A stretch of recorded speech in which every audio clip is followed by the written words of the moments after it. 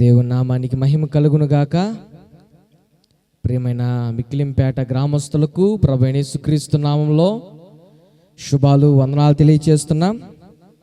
ప్రియ గ్రామస్తులారా, పెమ్మారెడ్డిపాలెం ప్రాంతం నుండి ప్రయాసతో మీ మధ్యకు వచ్చి దేవుని నామాన్ని మహింపరచుటకు ఆ దేవాతి దేవుడిచ్చిన కృపను బట్టి నేను ఎంతో సంతోషిస్తూ ఉన్నాను.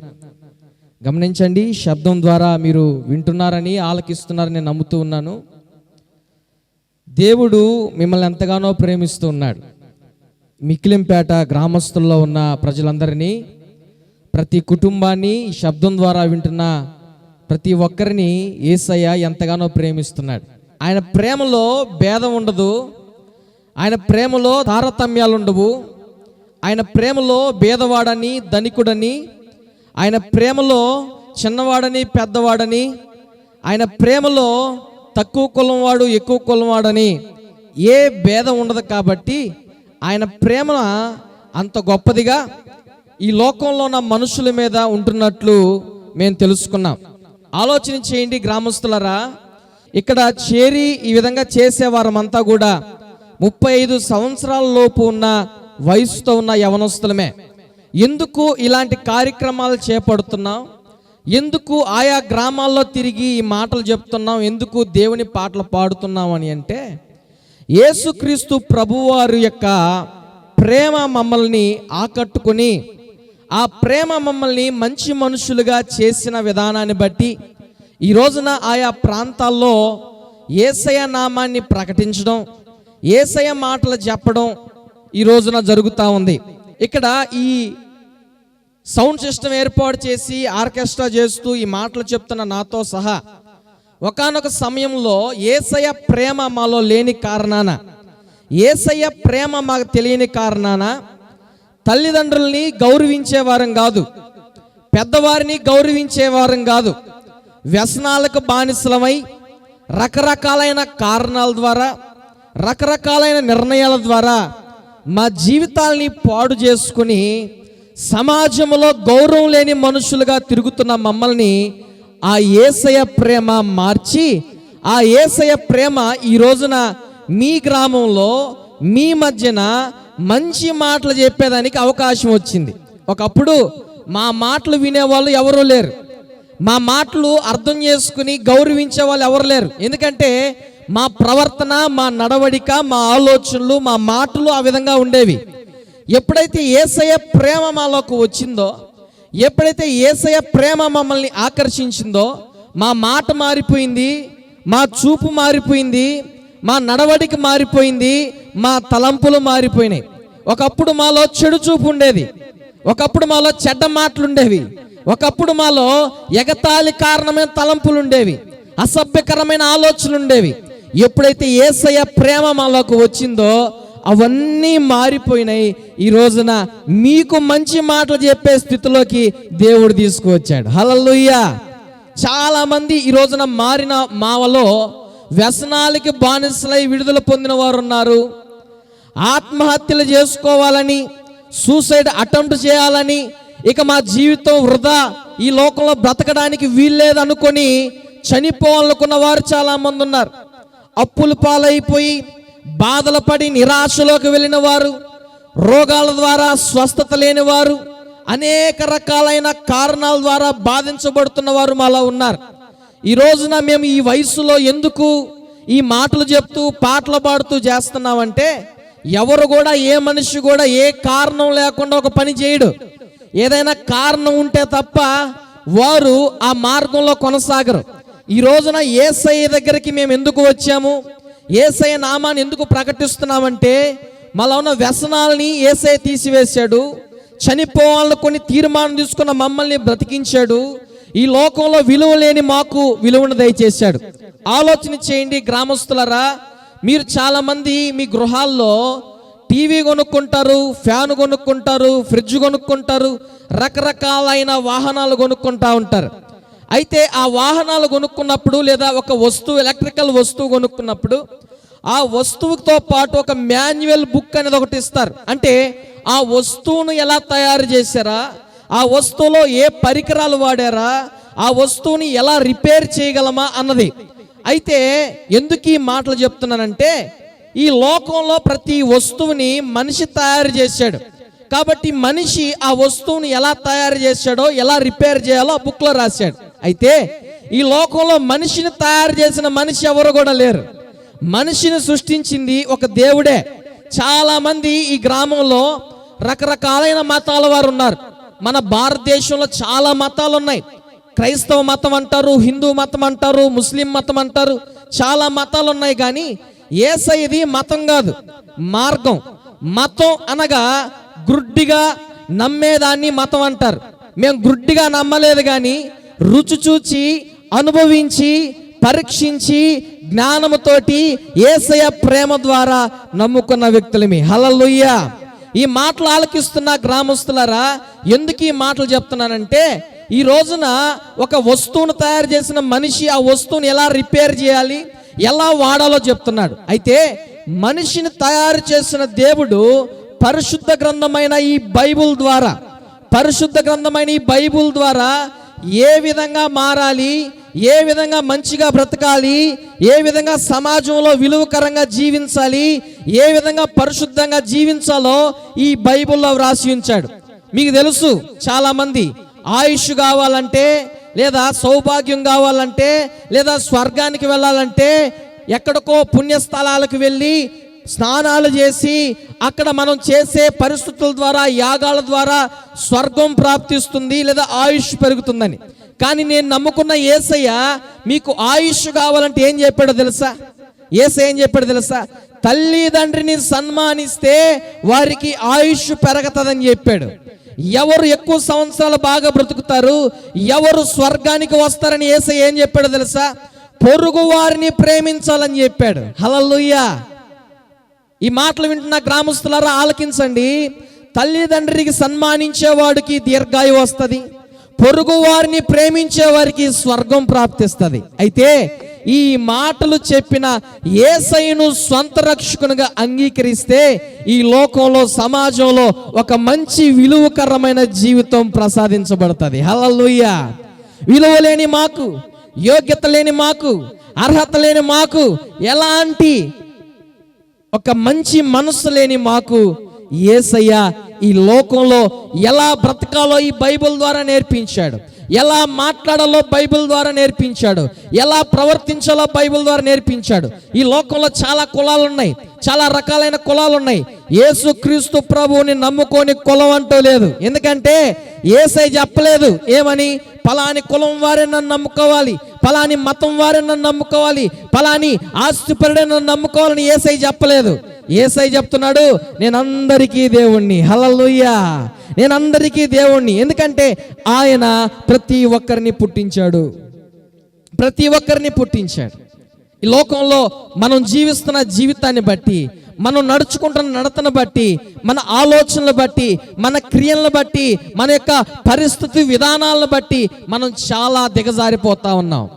పొరుగు వారిని ప్రేమించే మనస్తత్వం లేదు, తల్లిదండ్రులని సన్మానించే మనస్తత్వం లేదు. అంటే తల్లిదండ్రులను సన్మానించాలంటే ఒక శాలువా తీసుకొని పూలమాలేసి దండయాలని కాదు, అది సన్మానించడం అనేది కాదు. వారి ముదిమి వరకు వారికి తోడుగా ఉండి, వారికి ఉన్న ప్రతి అవసరతలు తీర్చి, వారిని ఒక మంచి స్థితిలో, ఉన్నతమైన స్థానంలో నిలబెట్టాలని. వారు నడి రోడ్లో నడిచిపోయినప్పుడు నీ కొడుకు, నీ కూతురు ఇలాంటి వాళ్ళు, నువ్వు ఎట్లా పెంచావని చెప్పి అనకుండా, నీ కొడుకుని, నీ కూతురిని చాలా మంచిగా పెంచావయ్యా అని అన్నప్పుడు అదే వారి జీవితాల్లో సన్మానం. ఒకప్పుడు మా తల్లిదండ్రులు ఈదలో నడిచిపోతా ఉంటే పైకి అనకపోయినా అనుకునేవాళ్ళు, భలే పెంచాడు రా కొడుకుని, భలే పెంచాడు రా కూతురిని అని. ఎందుకని అంటే మాలో యేసయ్య ప్రేమ లేదు, అప్పుడు యేసయ్య మాటలు మాలో లేవు, యేసయ్య నడవడిక మాలో లేదు. కాబట్టి మాలో ఆ మంచి మనస్తత్వం కానీ, ఆ మంచి నడవడిక కానీ, ఆ యొక్క పరిశుద్ధత కానీ మాలో లేకుండా పోయింది. ఎందుకంటే యేసయ్య ప్రేమను మేము అర్థం చేసుకోలేకపోయాం. మాకంటూ ఒక రక్షకుడు ఉన్నాడని కానీ, మాకంటూ ఒక ప్రాణం పెట్టిన వాడు ఉన్నాడని కానీ, మాకంటూ ఆయన రక్తానంతా దారబోసిన వాడు ఉన్నాడని కానీ మేము అర్థం చేసుకోలేకపోయాం. ఆ త్యాగాన్ని గమనించలేకపోయాం. ఎప్పుడు గమనించామంటే, ఇక చచ్చిపోవాలి అనుకున్నప్పుడు, అందరూ అవమానిస్తున్నప్పుడు, సూటిపోటి మాటలు మాట్లాడుతున్నప్పుడు, దిక్కులేని వారంగా తిరుగుతూ ఉన్నప్పుడు, మా మైండ్ మాకే అర్థం కానప్పుడు, ఏంట్రా మా జీవితం అనుకున్నప్పుడు యేసయ్య ప్రేమ అర్థమైంది. ఈ రోజున మీరు అలాంటి పరిస్థితుల్లో ఉంటేనే అర్థం కావాలని లేదు. యేసయ్యది ఒక మతం కాదు, ఆయన ఒక మార్గం. ఈ లోకంలో ఏ విధంగా జీవించాలి, ఏ విధంగా ప్రవర్తించాలి, ఏ విధంగా నడుచుకోవాలన్నది యేసయ్య బోధిస్తున్నాడు. ఈ లోకంలో పిల్లలు అందరూ కూడా ఒక స్టడీలో ముందుకు వెళ్తూ ఉంటారు, చదువుకుంటారు, ఉద్యోగాలు సంపాదిస్తారు. అందరికీ ఉద్యోగాలు రావు. ఎవరైతే చదువుకుంటారో వారికి ఉద్యోగాలు వస్తాయి.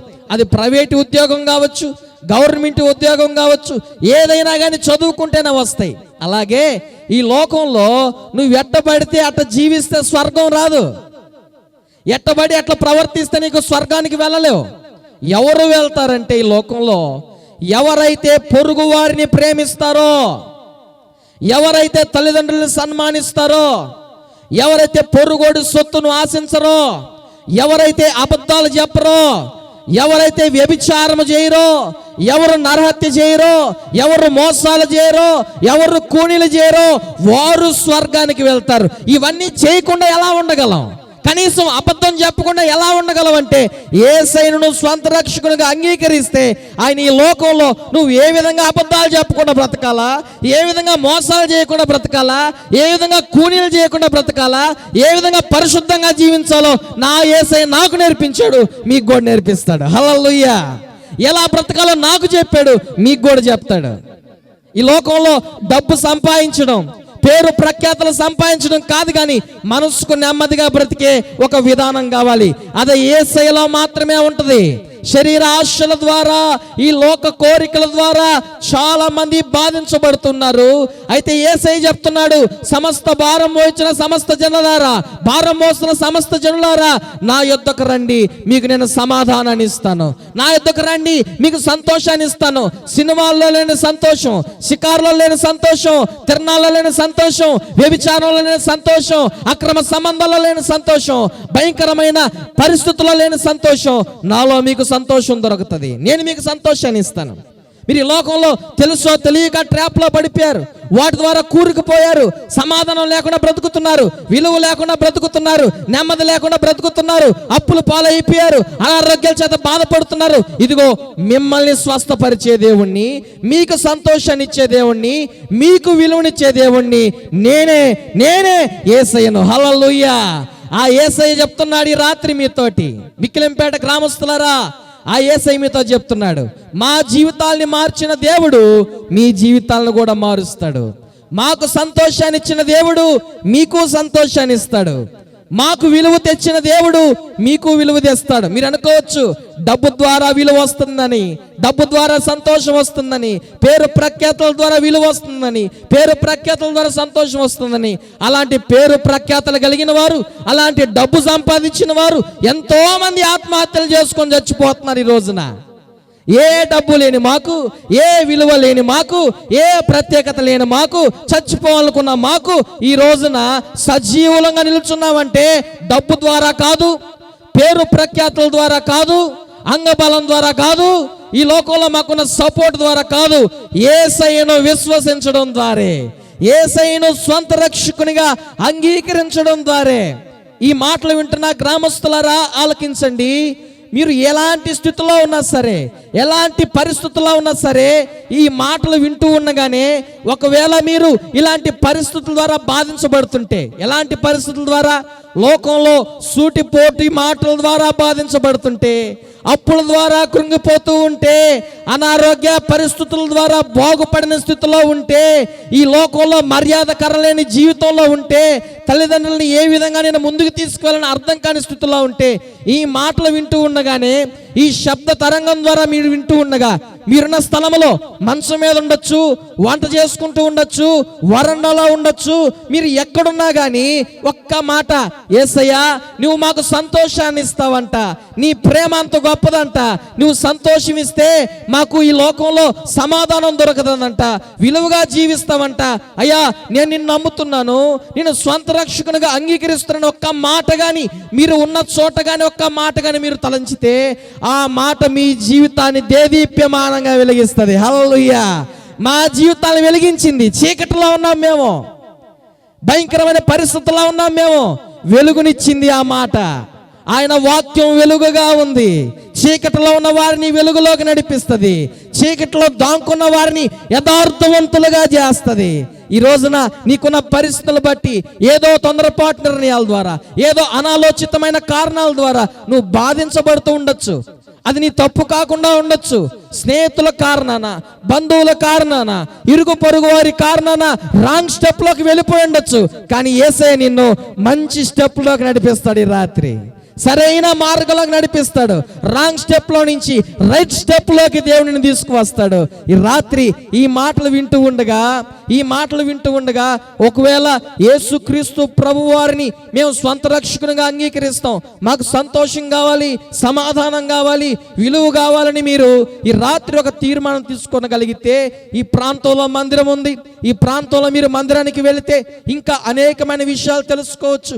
లేదా పెమ్మారెడ్డిపాలెం ప్రాంతంలో మందిరం ఉంది, మీరు ఎక్కడైనా కూడా యేసుక్రీస్తు ప్రార్థనా మందిరానికి మీరు వెళ్ళినట్లయితే ఆ మందిరములో దేవుని మాటలు ఇంకా అనేకమైన విషయాల ద్వారా మీరు ఈ లోకంలో ఏ విధంగా బ్రతకాలి, ఏ విధంగా జీవించాలని మీకు అర్థమవుతుంది. ఒకవేళ మీరు ఇంకా దేవుని మాటలు తెలుసుకోవాలంటే మా మధ్యలో న్యూ టెస్టిమెంట్ బైబిల్స్ ఉన్నాయండి. ఆ బైబిల్స్ మీకు మేము ఇస్తాం. మీరు చదువుకున్నట్లయితే ఇంకా మీకు అనేకమైన విషయాలు తెలుస్తాయి. కాబట్టి ఈ మాటలు వింటున్న గ్రామస్తులారా, ఈ మాటలు అర్థం చేసుకున్న గ్రామస్తులారా, ఒక్కసారి ఆలోచన చేయండి. యేసయ్యది మతం కాదు, యేసయ్యది ఒక వర్గం కాదు, కులం కాదు. ఆయనది ఒకే ఒక మార్గం. ఏ మార్గం అంటే సత్య మార్గం. హల్లెలూయా. పరలోకానికి చేర్చే మార్గం, విలువ తెచ్చే మార్గం, సంతోషాన్ని ఇచ్చే మార్గం, సమాధానం ఇచ్చే మార్గం. ఈ రోజున మాకెంతో వయసు లేదు, యవనస్తులు మేమంతా కూడా, యవన ప్రాయంలో ఉన్నవారిమి. ఎందుకు మాకింత బాధ, ఎందుకు మాకింత ప్రయాస? మీలాగే మేము కూడా ఉద్యోగాలు చేస్తున్నాం, మీలాగే మేము కూడా పనులు చేసుకుంటున్నాం, మీలాగే మేము అన్నీ కూడా చేస్తున్నాం. కానీ మేము ఎందుకు ఇంత భారంతో మీ ప్రాంతాల్లోకి వచ్చి ఇవి చేస్తున్నామంటే, మా వల్ల ఎవరు బాధపడకూడదు, మా వల్ల ఎవరు కూడా అవమానించబడకూడదు, చచ్చిపోవాలని తీర్మానాలు తీసుకోకూడదు, ఎవరు కూడా ఆ చీకట్లో కూరిపోకూడదు. ఒకవేళ మాకు తెలియకపోతే, మేము అర్థం చేసుకోలేకపోతే మేము చచ్చిపోయిన వాళ్ళమేమో. అలాంటి స్థితి ఎవరికి రాకూడదన్న ఉద్దేశంతో ఇంత ఖర్చుతో, ఇంత భారంతో ఆయా ప్రాంతాలు తిరిగి సువార్త చేస్తున్నాం. ఈ రోజున మీ ప్రాంతంలోకి వచ్చి ఈ మాటలు చెప్తున్నాం. ఎందుకో తెలుసా? మీరు సంతోషంగా ఉండాలి, ఈ గ్రామస్తులు ఆశీర్వదించబడాలి, ఈ గ్రామంలో ప్రతి కుటుంబం దీవించబడాలి, సత్యం తెలుసుకోవాలి, సంతోషంగా బ్రతకాలి, విలువగా బ్రతకాలి, యథార్థంగా జీవించాలి, యేసయ్య రాజ్య వ్యాప్తికి వారసులు కావాలి. హల్లెలూయా. అట్టి కృప ఈ గ్రామస్తున్న ప్రతి కుటుంబానికి దయచేయను గాక. ఇంకా మీరు అనేకమైన విషయాలు తెలుసుకోవాలంటే ఇదిగోండి, మీ మధ్యలో మీకు సమీపంలో ఉన్న మందిరాలకు వెళ్ళండి, బైబిల్స్ తీసుకోండి, ఇంకా అనేకమైన విషయాలు తెలుస్తాయి. కాబట్టి ఈ రాత్రి దేవుడు మీతో మాట్లాడుతుండగా, ఈ మాటలు మీరు వింటుండగానే ఒక తీర్మానం తీసుకోండి, నిశ్చేతలోకి రండి.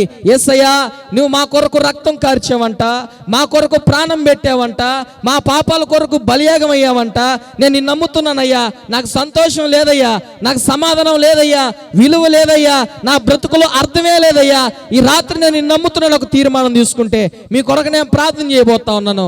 మీరున్న ప్రాంతంలోనే, ఈ శబ్దం ద్వారా వింటున్న గ్రామస్తులారా, మీరున్న ప్రాంతంలోనే ఒక్కసారి కళ్ళు మూసుకొని నాతో మీరు ఏకీభవించి యేసయ్యను ఒక్కసారి నమ్మి ఆ మాటను మీరు పలికితే మీ జీవితాల్లో గొప్ప కార్యం జరుగుతాయి.